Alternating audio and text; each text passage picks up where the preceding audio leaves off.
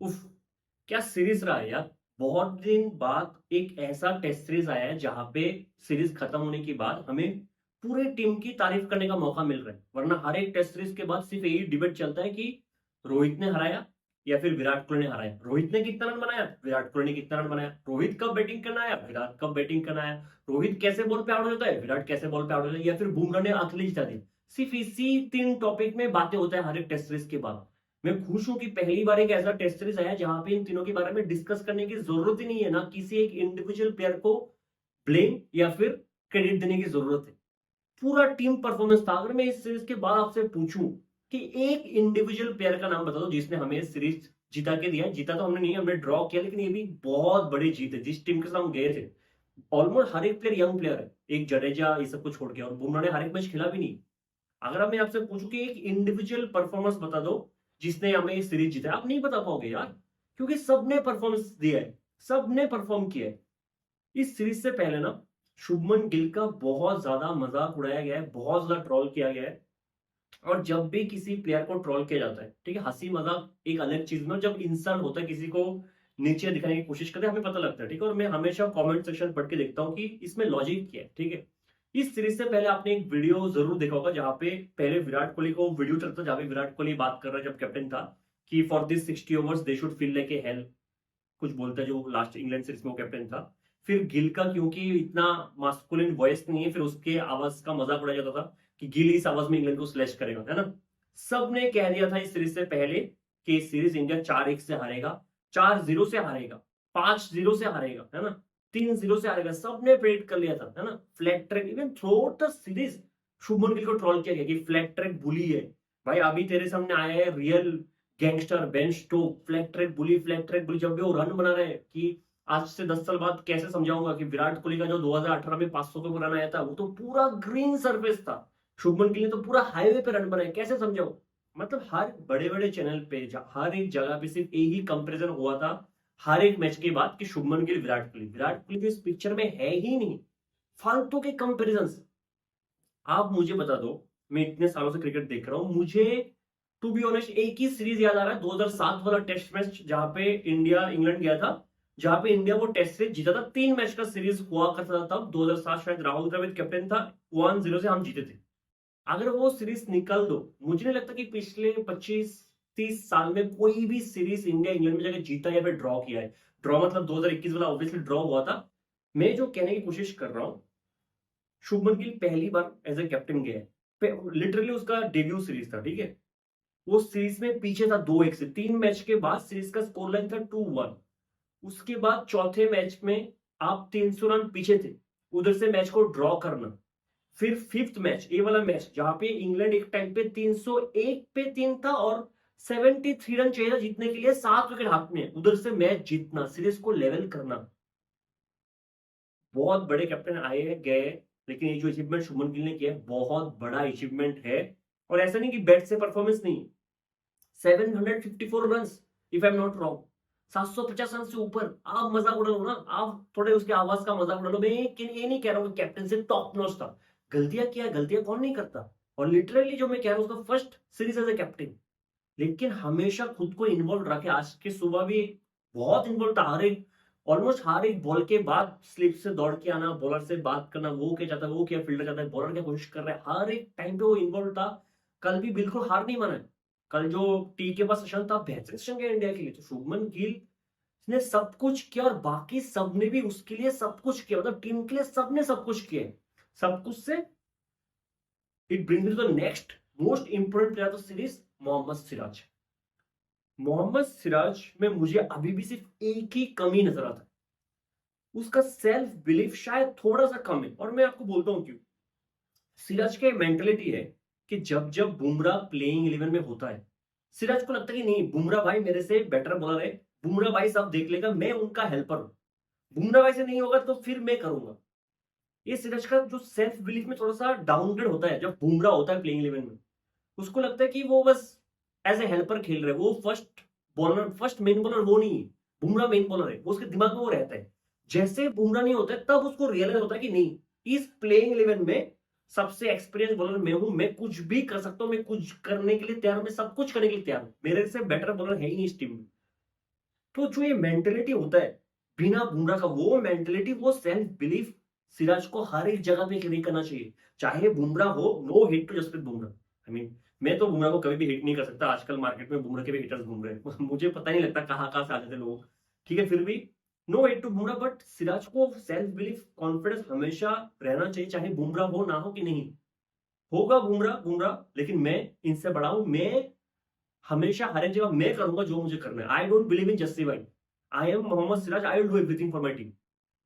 और सबसे बड़ा अचीवमेंट तो सिराज के इस सीरीज में ही रहा है, या फिर लास्ट सीरीज में भी, बीजीटी में भी, कि 5 मैच खेलना लगातार एक पेसर, वही सबसे बड़ी क्वालिटी। और सिराज न्यू बॉल के साथ, पुराने बॉल के साथ जब भी बुला लो, कल लगातार 8-8 ओवर का स्पेल डाला था मोहम्मद सिराज। 8-8 ओवर का स्पेल एक साथ डाला था मोहम्मद सिराज। 5 मैच लगातार खेल के 8-8 ओवर का स्पेल डालना, आउटस्टैंडिंग। एक टाइम पे तो शायद वो वक्त था, लॉन्च से पहले वाला वक्त था, कल के दिन, जब वो चल नहीं पा रहा था, वो ग्राउंड के बाहर गया था, तभी वापस आया था, तभी वो कैच छूट गया था। क्योंकि आप जब थोड़े देर टाइम के लिए ग्राउंड पे नहीं रहते, तो फिर वापस आते हो, थोड़ा एडजस्ट करने में टाइम लगता है। ठीक है, और पूरा का पूरा ब्लेम उसमें आता। लेकिन फिर भी जो सिराज ने किया है, आई मीन, इस मैच पे आप लिटरली 3 बॉलर के साथ गए, लिटरली 3 बॉलर, क्योंकि जडेजा, वॉशिंगटन सुंदर तो सिर्फ एज ए बैट्समैन ही खेल रहा था। ठीक है, 85 ओवर में से 30 ओवर सिराज ने अकेला डाले, 30 ओवर, और ये मैच पूरा बना के दिया। आउटस्टैंडिंग परफॉर्मेंस मेरे हिसाब से।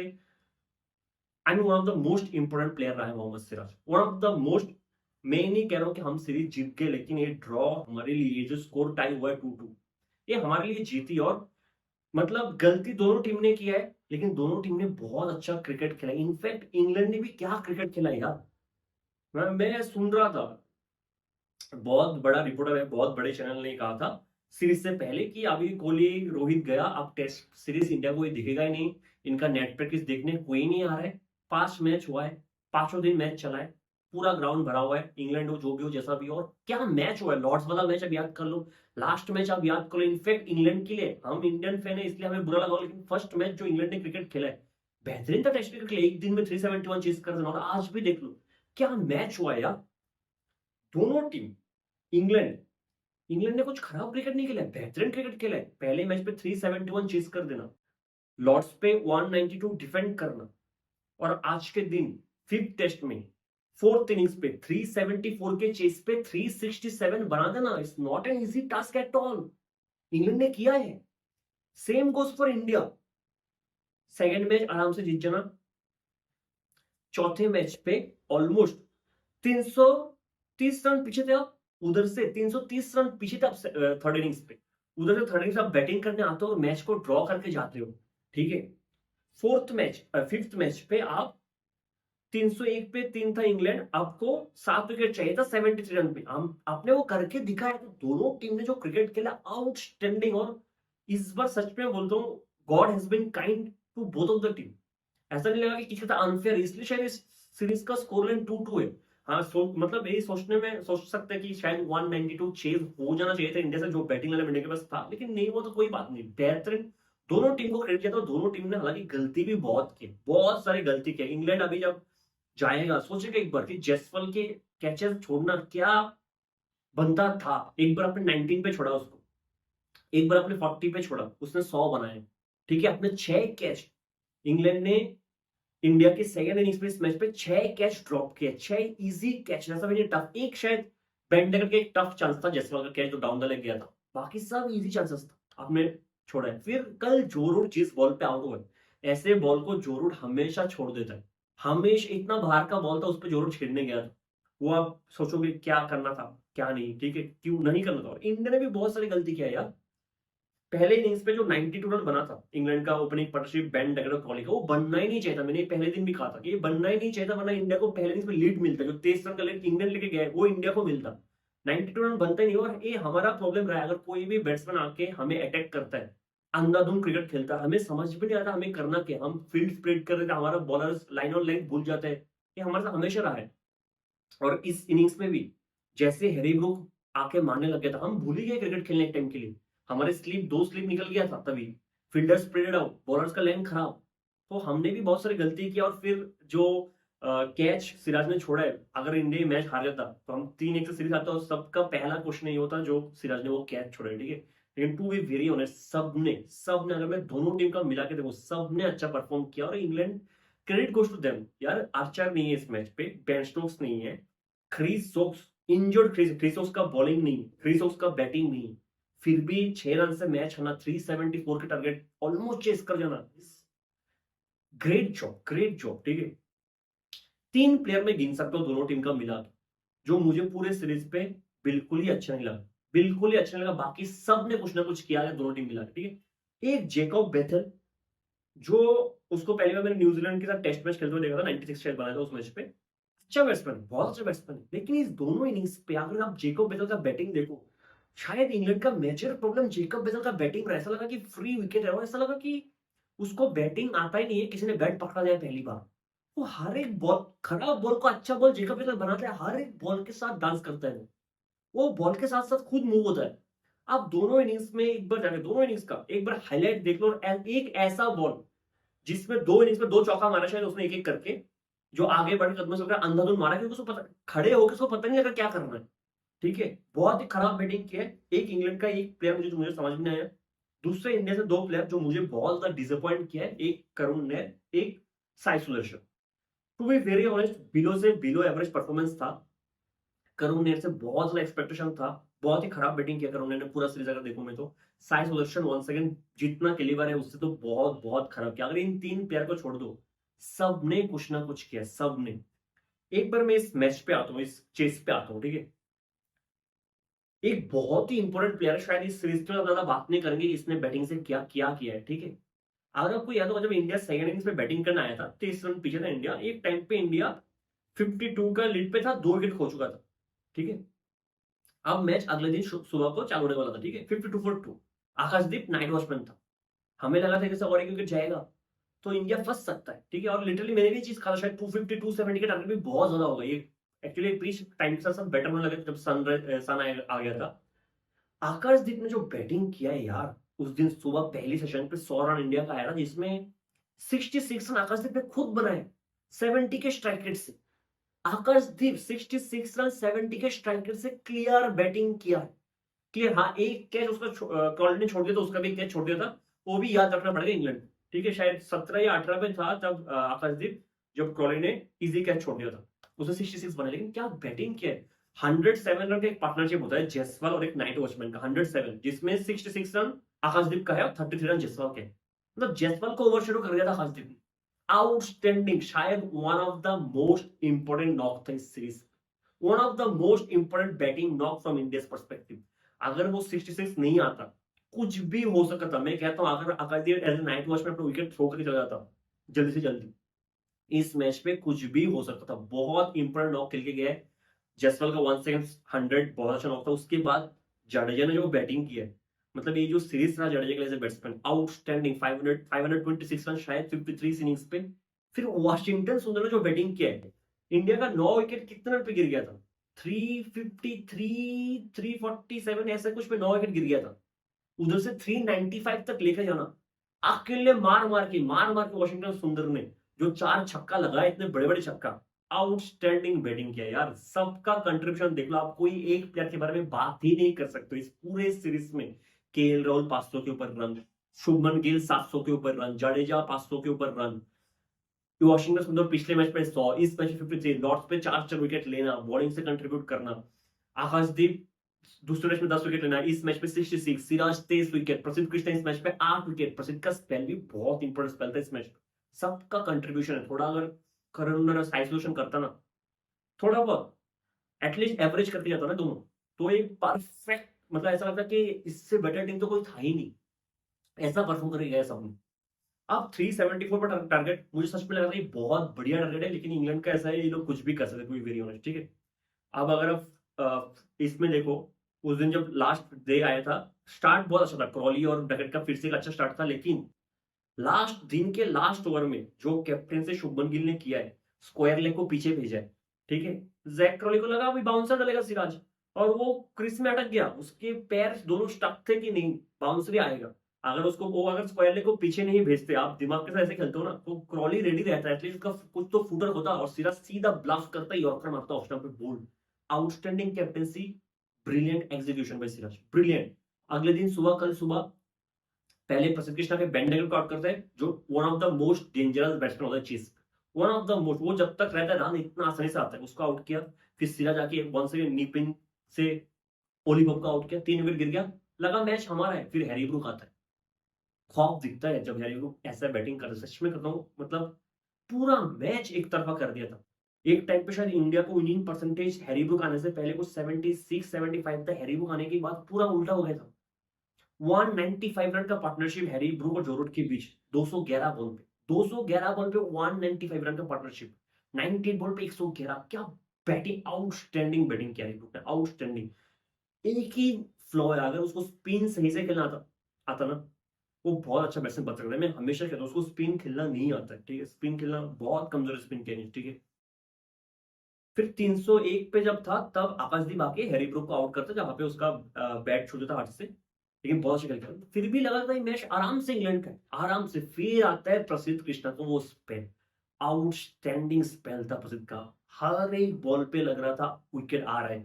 जो रूट था एक तरफ से, दूसरे रन से जेकब बेथेल, और जेकब बेथेल ने match, to be very honest, England के लिए बहुत हद तक खराब किया, बहुत हद तक खराब किया जेकब बेथेल ने। मतलब उससे बैटिंग हो ही नहीं रहा था। इनफैक्ट रवि शास्त्री था कमेंट्री में तब, जब जेकब बदल आया था कल के दिन। रवि शास्त्री ने आउट होने से शायद 10 मिनट पहले कह दिया था कि जेकब बदल को विकेट आगे आने वाला है, क्योंकि उसका बॉडी लैंग्वेज में लग रहा है। वो हर एक बॉल के साथ खुद मूव हो रहा था। एक बॉल था, वो आउट हो गया।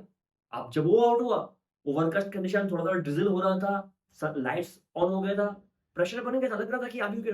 इनफैक्ट जो रूट बार बार बीट हो रहा था। फिर जो रूट आउटसाइड ऑफ के बॉल पे निकल जाता है, वो आउट होता है, तो लगा खत्म, अब मैच हमारा इधर से हो सकता है। फिर मैच बंद होता है। आज सुबह को 35 रन इंग्लैंड को चाहिए था, हमें सिर्फ 4 विकेट चाहिए था। 4 विकेट में से एक तो इंजर्ड क्रिस वोक्स का है। पहले सिराज आके आउट स्विंगर पे आउट स्विंगर, जेमी स्मिथ को आउट स्विंगर पे आउट, और इंडिया ने सेकंड इनिंग को लिया भी नहीं। जब पुराने बॉल के साथ इतना ज्यादा स्विंग मिल रहा है सिराज को सुबह को, आउट स्विंगर पे आउट स्विंगर, एक आउट स्विंगर जो थोड़ा पहले वाइड डल रहा था, थोड़ा सा फिफ्थ स्टंप पे लाया, उसमें जेमी स्मिथ आउट, और जेमी स्मिथ ने खराब बैटिंग किया, वो भी अंडर प्रेशर लग रहा था आज, ठीक है।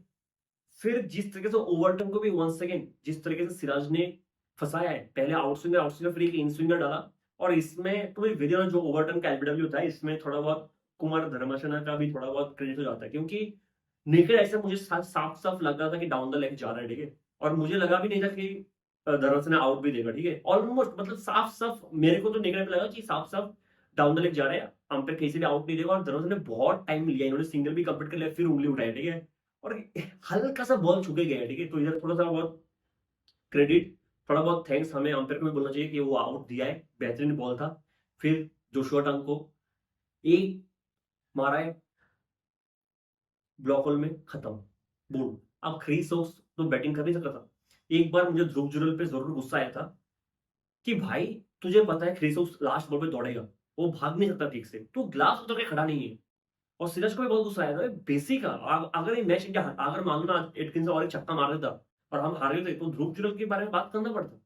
बेसिक गलती ध्रुव जुरल ने किया था उस टाइम पे, जहां पे सिंगल ले लिया था, और एटकिंसन ने थोड़ा बहुत ट्राई किया, लेकिन फिर Siraj once again off stump पे और एक यॉर्कर, और एटकिंसन बोल्ड। 6 रन से इंडिया मैच जीता, बेहतरीन मैच था। मुझे सच में अभी भी यकीन नहीं होता कि हमें मैच जीत गए। एक टाइम पे जब हैरी ब्रूक और जरूर बैटिंग कर रहा था, में लगा ही नहीं था कि हमें मैच जीत भी सकते, ठीक है। सीरीज लेवल है, बेहतरीन सीरीज का, मेरे साथ सब कुछ पॉजिटिव रहा इंडिया के, सब कुछ।